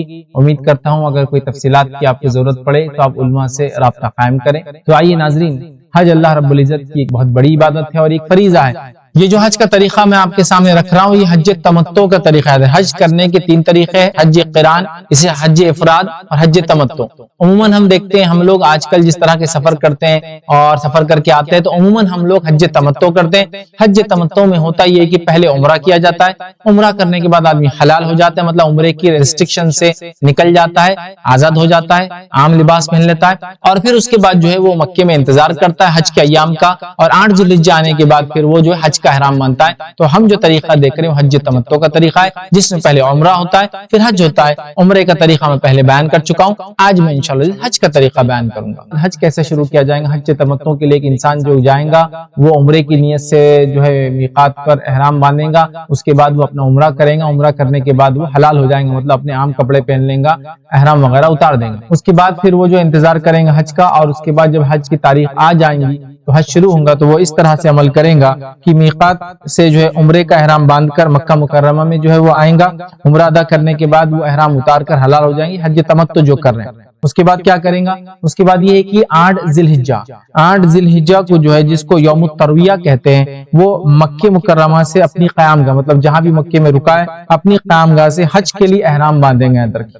کون؟ وہ شخص جو اب حج کرنے جانا چاہ رہا ہے۔ اسی طرح جو ہے احرام باندھنے سے قبل جو ہے وہ لبیک حجن یہ الفاظ ادا کریں گا، یہ حج کی نیت ہے اور اس کے الفاظ ثابت ہے۔ تو لبیک حجن یہ جو ہے الفاظ جو اپنے منہ سے جو ہے حاجی جو ادا کریں گا جو حج کرنے کی نیت رکھ رہا ہے۔ اسی کے ساتھ ساتھ جو ہے احرام باندھنے سے قبل وہ جو ہے غسل لیں گا اور اپنے جسم پر وہ چاہے تو خوشبو لگا سکتا ہے، لیکن احرام پہ نہیں، جسم پر یاد رکھیے وہ خوشبو لگا سکتا ہے۔ اس کے بعد جو ہے احرام کی حالت میں آپ چپل پہن سکتے ہیں، سینڈل پہن سکتے ہیں، ایسی چیز جو آدھا جوتا جیسا دکھتی ہو پہن سکتے ہیں، اور چپل سٹچڈ سلیوی بھی ہو سکتی ہے یا پھر ریبٹنگ کی بھی ہو سکتی ہے یا پیسٹڈ بھی ہو سکتی ہے۔ اس میں کنڈیشن یہ ہے کہ ٹخنوں کو نہ ڈھکتا ہو۔ ممکن ہو تو انسان جو ہے ظہر سے پہلے اپنے احرام کو جو ہے بہرحال باندھے، اور احرام باندھنے کے بعد جو ہے بلند آواز سے انسان جو ہے تلبیہ کہے، تلبیہ لبیک اللہم لبیک لبیک لا شریک لک لبیک ان الحمد والنعمت لک والملک لا شریک لک، اس کو جو ہے بلند آواز سے بہرحال وہ جو ہے کہہ سکتا ہے، یاد رکھیں احرام باندھنے کے بعد۔ اسی طرح جو ہے احرام باندھنے کے بعد یہ الفاظ بھی وہ ادا کر سکتا ہے جو الفاظ نبی اکرم صلی اللہ علیہ وسلم سے ثابت ہے، یا ایک دعا جو ہے نبی اکرم صلی اللہ علیہ وسلم سے ثابت ہے، وہ دعا کرے اللہم هذه حجۃ لا ریاء فیها ولا سمعہ، یہ الفاظ کو ادا کرے جس کا معنی ہوتا ہے یا اللہ میرے اس حج میں نہ دکھاوا مقصود ہے اور نہ شہرت طلب ہے، یہ کہہ کر بہرحال پھر وہ آگے بڑھے۔ اسی طرح جو ہے 8 ذی الحجہ کو وہ جو ہے احرام باندھنے کے بعد جو ہے ظہر سے قبل تلبیہ پڑھتے ہوئے جو ہے وہ مینا پہنچ جائے۔ یاد رکھیے اب چونکہ گاڑیوں وغیرہ کا سفر ہوتا ہے تو میں اس کی تفصیلات میں نہیں جا رہا ہوں، تو ظاہر سی بات ہے گاڑی سے یا جو بھی طریقہ ہے وہ جو ہے مینا پہنچ جائے، اور مینا پہنچنے کے بعد یاد رکھیے وہاں ظہر، عصر، مغرب، عشاء اور فجر یاد رکھیے یہ 5 نمازیں وہ ادا کریں گا۔ یہ 5 نمازیں اپنے اپنے وقت پہ ادا کریں گا لیکن قصر ادا کریں گے، یاد رکھیے مطلب یہ کہ ظہر 2 رکعت، عصر 2 رکعت اور عشاء 2 رکعت۔ ظاہر سی بات ہے فجر اور مغرب کا معاملہ یہ کہ اس میں 2 اور 3 ہوتی ہے، لیکن ہر نماز کو اپنے وقت پر اذان ہوں گی، اقامت ہوں گی، اپنے وقت پہ پڑھیں گا لیکن قصر کریں گا، مطلب شارٹنگ کریں گا پریئر کو جیسا سفر میں کرتے لیکن جمع نہیں کریں گا، قصر کریں گا، اور 5 نمازیں یاد رکھی با جماعت وہاں ادا کریں گا مینا میں۔ اس کے بعد یاد رکھیے 9 ذی الحجہ کو جس کو یوم عرفہ کہتے ہیں، یاد رکھیے طلوع آفتاب کے بعد تکبیر اور تحلیل، ظاہر سی بات ہے پورے حج میں یاد رکھیے اللہ کی بڑائی بیان کرنا ہے، تکبیر بیان کرنا ہے، تلبیہ بیان کرنا ہے، توبہ کرنا ہے، استغفار کرنا ہے، دعائیں مانگنا ہے، یہ ہر جگہ آپ یاد رکھیے، ٹھیک ہے۔ تو طلوع آفتاب کے بعد تکبیر اور تحلیل اور تلبیہ کہتے ہوئے یاد رکھیے مینا سے عرفات روانہ ہوں گے، ٹھیک ہے۔ فجر کی نماز کے بعد مینا سے عرفات کے لیے روانہ ہوں گے، یاد رکھیے عرفات کا دن یاد رکھیے حاجی روزہ نہیں رکھیں گا، بہت سارے لوگ غلط فہمی ہوتی ہے، وہ جو روزہ رکھنا ہے وہ غیر حاجی کے کے لیے، ٹھیک ہے۔ تو عرفات کے دن جو ہے کوئی روزہ نہیں ہوگا، یاد رکھیے۔ اسی طرح عرفات میں داخل ہونے سے قبل یاد رکھیے وادی نمرہ میں ظہر کے وقت قیام کرنا اور ظہر کے وقت عرفات میں امام حج کا خطبہ سننا، اس کے بعد ظہر اور عصر کی دونوں نمازیں ایک اذان اور اقامت کے ساتھ باجماعت قصر کر کے ادا کرنا، یاد رکھیں، ٹھیک ہے۔ تو یہاں وہ جو ہے مینا سے نکلا اور عرفات میں گیا، عرفات میں جانے کے بعد جو ہے وادی نمرہ کے اندر وہاں جو قیام کرنا، ظہر کے وقت یاد رکھیے عرفات میں جو خطبہ وغیرہ ہوتا ہے اس کو سننا، اس کے بعد ظہر اور عصر کو ملایا جائیں گا، مطلب ایک اذان ہوں گی، دونوں نمازیں پڑھی جائیں گی اور قصر کیا جائے گا اور جمع بھی کیا جائے گا، مطلب ظہر 2 رکعت عصر 2 رکعت اور ان دونوں کو جمع کیا جائے گا، ایک اذان 2 اقامت کے ساتھ باجماعت قصر کر کے جو ہے نماز ادا کی جائیں گی، یاد رکھیے، ٹھیک ہے۔ اسی طرح یاد رکھیے اس مسئلے میں اگر ہجوم ہو، رش ہو تو نمرہ میں آپ نہیں پہنچ سکے، وادی مطلب نمرہ تک نہیں پہنچ سکے، عرفات میں آپ کہیں بھی ہو تو مسئلہ نہیں، آپ وہاں وقوع کر لیں، وہاں رک جائے، کوئی مسئلہ نہیں، کیونکہ میں جانتا ہوں رش وغیرہ ہونے سے نہ آپ کو خطبہ سننے کو ملتا ہے کبھی، نہ آپ جو ہے کسی طرح کا جو ہے دوسرا بہت سارے عمل جیسا کہ اللہ کے رسول صلی اللہ علیہ وسلم یہاں کھڑے ہوئے تھے، یہ دعا کی تھی، وہ موقع نہیں ملتے، تو آپ کو عرفات کے میدان میں رہنا ہے، آپ چاہے جہاں بھی رہو عرفات کے میدان میں، اس بات کو آپ میک شور کر لیں کہ آپ عرفات کے میدان میں ہو، وادی نمرہ وغیرہ میں آپ کا قیام نہ بھی ہو تو کوئی مسئلہ نہیں، عرفات میں آپ پہنچ جایا کریں، کیونکہ رش وغیرہ کی وجہ سے ہی مسئلہ ہوتا ہے، وہاں مطلب اس جگہ مخصوص مقام پہ رکنا مشکل ہوتا ہے، عرفہ کیونکہ ایک بڑا میدان ہے، آپ جہاں کہیں بھی کوئی مسئلہ نہیں انشاءاللہ، ٹھیک ہے۔ ظہر اور عصر کی نمازیں ادا کرنے کے بعد یاد رکھیے عرفات میں داخل ہونا ہے اور جبل رحمت کے دامن میں یا جہاں کہیں جگہ ملے، چونکہ وہاں بھی ایسی رش ہوتا ہے کہ جگہ نہیں ملتی، جہاں کہیں جگہ ملے یاد رکھیے وہاں جگہ میسر آ جائے، وہاں وقوع کرنا ہے، مطلب وہاں رکنا ہے، وہاں کھڑے ہونا ہے، قبلے رخ منہ کرنا ہے اور اپنے دونوں ہاتھوں کو بہت بلند کرنا ہے، قبلے رخ کعبے کی طرف منہ کرنا ہے، اپنے ہاتھوں کو بہت بلند کرنا ہے اور تکبیر اور تحلیل، اللہ کی بڑائی بیان کرنا، حمد و ثنا بیان کرنا، توبہ کرنا، استغفار کرنا ہے، کثرت سے دعائیں کرنا ہے، قرآنی دعائیں کرنا ہے، سنت سے ثابت دعائیں کرنا ہے، اپنی دعائیں کرنا ہے، اپنے الفاظ میں دعائیں کرنا ہے، جو عربی آتی ہے عربی میں کیجیے، جو نہیں آتی ہے اپنے الفاظ میں کثرت سے دعائیں کرنا ہے، ہاتھوں کو اوپر اٹھا کے، اور یہ سلسلہ جب آپ ظہر پڑھ لیں گے اور عصر پڑھ لیں گے مطلب جمع کر لیں گے، اس کے بعد سے لے کر مغرب تک مسلسل چلتا رہے گا، آپ کو بکثرت جو ہے دعائیں کرنا ہے، تکبیر کرنا ہے، اور یاد رکھیے عرفہ ہی حج ہے، یاد رکھیے یہ بہت اہم چیز ہے، اس کے چھوٹ جانے سے حج نہیں ہوتا۔ بہرحال تو آپ وہاں رک گئے اور آپ نے وہاں جو ہے قرآنی نبی دعائیں، تلبیہ، استغفار، توبہ اور وہ تمام چیزیں بہرحال کی۔ اسی طرح غروب آفتاب کے بعد مطلب سورج ڈوبنے کے بعد جو ہے مغرب کی نماز بغیر ادا کیے مطلب ادا نہیں کریں گے، آپ سکون اور اطمینان کے ساتھ عرفہ سے نکل کر مزدلفہ کی طرف ہم لوگ جائیں گے۔ تو یاد رکھیے جب عرفہ سے نکل کر مزدلفہ کی طرف جائیں گے تو مغرب آپ وہاں نہیں پڑھیں گے، سکون اطمینان کے ساتھ جائیے، کچھ لوگ پیدل جاتے ہیں، کچھ لوگ سواریوں پر جاتے ہیں، اور میں جانتا ہوں ٹیکنیکلی یہ ہوتا ہے کہ گاڑیوں میں لوگ جاتے ہیں تو آدھی رات کبھی ہو جاتی ہے پہنچنے میں، کبھی تو یوں ہوتا ہے گھنٹے 2 گھنٹے پہنچ جاتے ہیں۔ بہرحال جو بھی ہو آپ جب بھی پہنچے یاد رکھیں وہاں پہنچنا ہے اور مزدلفہ کے اندر جا کر جہاں کہیں بھی جگہ ہو وہاں آپ کو رکنا ہے اور وہاں آپ کو مغرب اور عشاء پڑھنا ہے۔ مغرب اور عشاء کے لیے ایک اذان دی جا سکتی ہے اور ایک اذان کے بعد یاد رکھیں 2 اقامتوں کے ساتھ قصر کرنا ہے اور جمع کرنا ہے، مطلب مغرب تو 3 ہوں گی، عشاء کو 2 رکعت پڑھیں گے اور اس کو جمع کریں گے، یاد رکھیں قصر بھی ہوں گی جمع بھی ہوں گی، جیسا ظہر عصر کو کیا ویسا مغرب عشاء کو آپ نے کیا اور آپ قصر کریں گے اور وہاں یاد رکھیے آپ مزدلفہ کے اندر رات میں آرام کریں گے۔ مزدلفہ میں خام و خواہ رات میں جاگنا درست نہیں، نبی اکرم صلی اللہ علیہ وسلم نے مزدلفہ میں آرام کیا، رات سو کر گزاریں گے اور 10 ذوالحجہ کو نماز فجر معمول سے تھوڑا سا پہلے ادا کریں گے اور نماز فجر با جماعت ادا کرنے کے بعد یاد رکھیے مشعر الحرام پہاڑی کے دامن میں جہاں کہیں مشعر الحرام پہاڑی یہ بھی کبھی کبھار ممکن نہیں ہوتا، یا جہاں کہیں جگہ ملے وہاں آپ رکیں گے، قبل رخ منہ کریں گے، ہاتھوں کو بلند کریں گے اور سورج طلوع ہونے سے قبل روشنی کے زیادہ ہونے تک، ابھی سورج طلوع نہیں ہوا، فجر آپ نے پڑھ لی لیکن روشنی ابھی بڑھ رہی ہے، روشنی کے زیادہ ہونے تک قبلے کی طرف منہ کر کے آپ کثرت سے دعائیں کریں گے، اللہ کی تسبیح بیان کریں گے، بڑائی بیان کریں گے، توبہ کریں گے، استغفار کریں گے، یاد رکھیے اس طرح کریں گے۔ اسی طرح طلوع آفتاب سے کچھ قبل مطلب ابھی سورج کافی روشنی ہو چکی ہے، طلوع آفتاب سے کچھ قبل سکون اور اطمینان کے ساتھ یاد رکھیے وقار کے ساتھ تلبیہ پڑھتے ہوئے یاد رکھیے آپ جو ہے مزدلفہ سے نکل کے مینا کی طرف جو ہے روانہ ہوں گے۔ اس میں اگر کچھ آگے پیچھے دیر ہو جائے، سورج نکل جائے، تھوڑا سا وقت بھی ہو جائے تو انشاءاللہ عزیز کوئی مسئلہ نہیں ہے، ٹھیک ہے۔ تو آپ وہاں سے بہرحال وہاں سے نکلیں گے، مینا پہنچنے کے بعد یاد رکھیے یا مزدلفہ سے آپ جب نکلیں گے تو کوشش کریں کہ آپ کنکریاں چن لیں، کیونکہ کنکریاں آپ کو اب لگیں گی جمرات کے لیے، یاد رکھیں रमी के लिए याद रखिए आपको ये जो है कंकरियां लगेंगी, तो हम वहाँ कंकरियां जमा कर ले। उमूमन बोतलें वगैरह आसानी से मिल जाती है, कपड़े वगैरह में, एहराम के पॉकेट्स में वगैरह आप इन चीजों को, कंकरियों को रख सकते हैं। आपको कंकरियां लेना है, पत्थर या बड़े बड़े पत्थर नहीं चुनना है, छोटी छोटी कंकरियां जो आसानी से बआसानी फेंकी जा सके। तो आपको कंकरियां जमा करना है और वहां से निकलना। मीना के बाद जमरे उक़बा को, जमरात में जाके जमरे उक़बा को, और जाहिर सी बात है इसमें काफी सफर है, आपको काफी पैदल चलना है। तो जमरे उक़बा को याद रखिए वहाँ 3 है, जमरे उला, जमरे उस्ता और जमरे उक़बा। तो इसको मैं क्या कहूँ, आम जबान में ये इंडिया पाकिस्तान में बड़ा मशहूर है, बड़ा शैतान, बीच का शैतान, छोटा शैतान, लेकिन ये दुरुस्त नहीं याद रखिए। जमरे उला पहला है, फिर उसके बाद जमरे उस्ता और जमरे उक़बा। तो बहरहाल जमरे उक़बा के पास आपको जाना है और रमी करना है, याद रखिए। और रमी से कबल तलबिया कहना बंद कर देना। रमी मतलब उसको कंकर मारना है, 7 कंकरियां मारना है, और कंकरियां मारने से पहले तलबिया कहना बंद कर देना, याद रखिए। तो आप मुज़दलिफा से निकले और रमी के लिए बहरहाल जमरे अक़बा में पहुंचे, वहां कंकरियां आपने मारी। कंकरियां मारने के बाद याद है जमरे अक़बा की रमी के बाद कुर्बानी करना है और इससे कुछ पकाकर खाना है। ये भी चीजें मुमकिन नहीं होती, लेकिन नबी करीम सल्लल्लाहु अलैहि वसल्लम पकाकर खाया। तो जमरे अक़बा को रमी के बाद, कंकरियां मारने के बाद याद रखिए आपको कुर्बानी करना है। इसमें एक चीज याद रखिए, जो लोग हज इफराद कर रहे हैं उनके लिए कुर्बानी नहीं होती है, ठीक है। लेकिन हम चूंकि हज तमत्तु कर रहे हैं तो इसलिए मैं इस बात को रख रहा हूँ। तो कुर्बानी करना है।